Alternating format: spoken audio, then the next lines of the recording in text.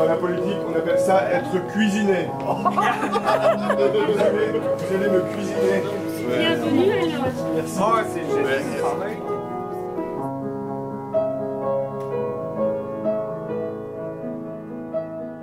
Est-ce que tu penses que les personnes en situation de handicap sont suffisamment entendues dans la vie citoyenne? Beaucoup plus qu'avant.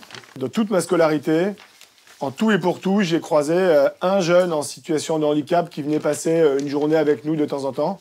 Et depuis, eh bien, il y a des dizaines et des dizaines de milliers de jeunes qui poursuivent leur scolarité qu'on appelle ça en milieu ordinaire, quoi. Avant, les foyers de vie hors les murs, ça n'existait pas ou quasiment pas. Aujourd'hui, ça se développe partout. Votre voix, elle est probablement pas assez entendue, mais ça change, ça s'améliore. Et ce sera vous qui ferez aussi bouger les lignes. Bonjour Maël. Pourquoi avez-vous fait du handicap la priorité de votre mandat?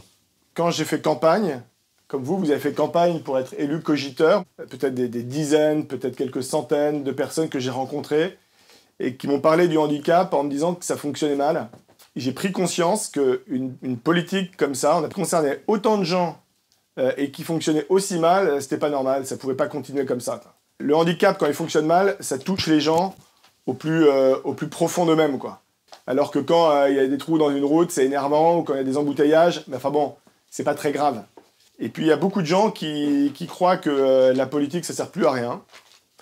Donc je me suis dit, si on réussit à faire la démonstration en y mettant de l'argent, en y mettant beaucoup d'énergie, qu'on peut changer les choses sur cette politique, ça va se savoir, et peut-être que ça redonnera envie aux gens d'aller voter. Puis l'autre raison, il y a une autre raison, c'est que moi j'ai toujours été touché à titre personnel par la vulnérabilité. Il y a deux bonnes raisons de s'intéresser au handicap. C'est le choix de la raison. Est-ce qu'on réussit à améliorer les choses? Voilà, et le choix du cœur, c'est voilà, de s'occuper de gens qui ont besoin un peu plus qu'on s'occupe d'eux parce qu'ils ont un handicap, qu'on les prenne en charge. Et voilà, c'est une mission importante. Ah, t'as une robe de chambre pour l'hiver? Une robe de chambre? Oui.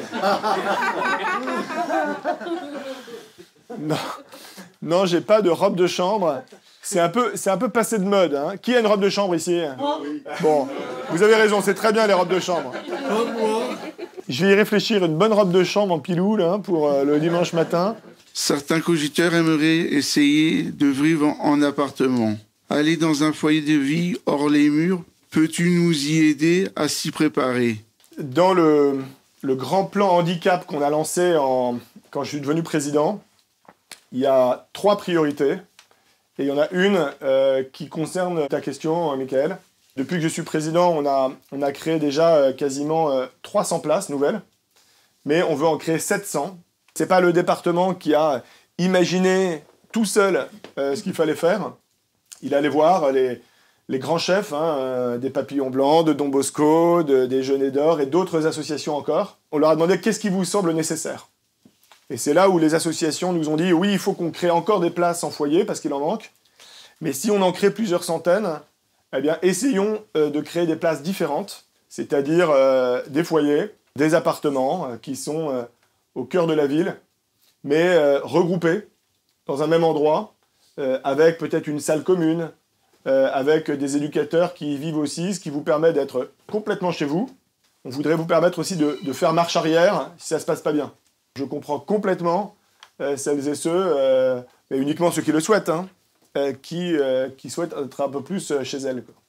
Mais où tu vis? Moi, je vis à Roscoff. Donc, Roscoff, vous connaissez Roscoff ou pas? Oui, j'ai déjà été. On peut organiser un kick à farce. Qui connaît le kick à farce ici? Le phare blanc et le phare noir. Ouais. Et ici, il n'y a pas le vrai kick à farce. Ben non. C'est qu'à Roscoff qu'on sait faire le vrai kick à farce. Et vous, Maël de Calan, est-ce qu'il y a des choses que vous regrettez de ne pas avoir fait pour le handicap? De temps en temps, on m'appelle, on m'écrit pour me signaler une situation très compliquée, souvent des parents d'ailleurs. Il y a des tels besoins dans le champ du handicap, il y a un tel écart entre l'objectif qu'on s'est fixé avec la loi de 2005. 2005, elle dit égalité réelle. Waouh! Milieu scolaire, milieu professionnel, place en foyer, accessibilité pour les personnes en fauteuil de tous les bâtiments et de tous les lieux publics. Je me dis qu'on a fait beaucoup de choses, mais il en reste encore plus à faire, quoi. Parfois des tout petits enfants sur lesquels il faudrait un accompagnement très renforcé et qui n'existe pas. Oui, il m'arrive de regretter de ne pas aller plus vite et plus loin, quoi. Est-ce que vous avez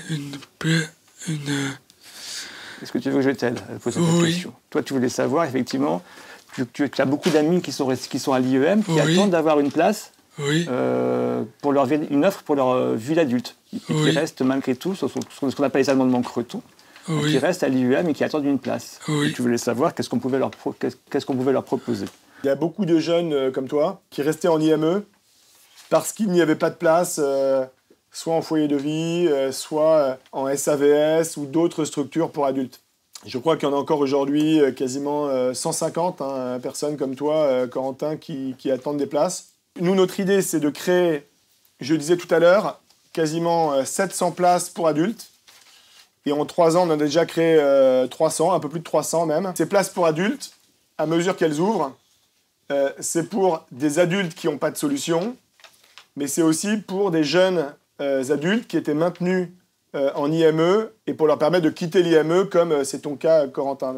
Il y a aussi un jeune, peut-être un petit garçon, peut-être un adolescent, je ne sais pas, qui du coup a pu rentrer et occuper ta place. Et donc notre idée, c'est de créer des centaines de places pour adultes et donc de libérer dans le même temps des centaines de places pour enfants et de débloquer toute la chaîne, vous voyez? Merci Corentin. Quand on sera plus vieux, on aimerait être sûr de pouvoir rester au foyer si on a envie. Que pouvez-vous faire pour améliorer l'accompagnement des personnes handicapées vieillissantes? Moi, je vieillirai un jour.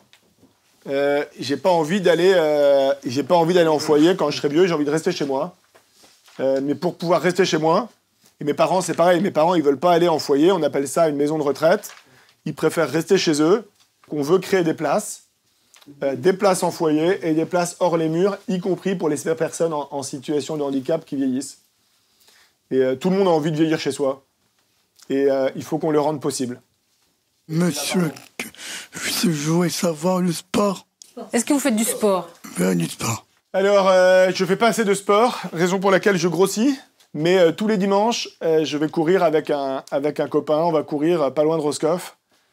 Toujours le même circuit, toujours la même distance, toujours le même temps. Et comme c'est très dur pour moi de faire du sport, en général, on finit toujours par une bière. J'ai un poème pour vous. Maël. Aime mieux nous comprendre. A, aider dans nos projets. E, et nous encourager. L, le président est là. Un grand merci à toi, Maël. Bravo, Connie.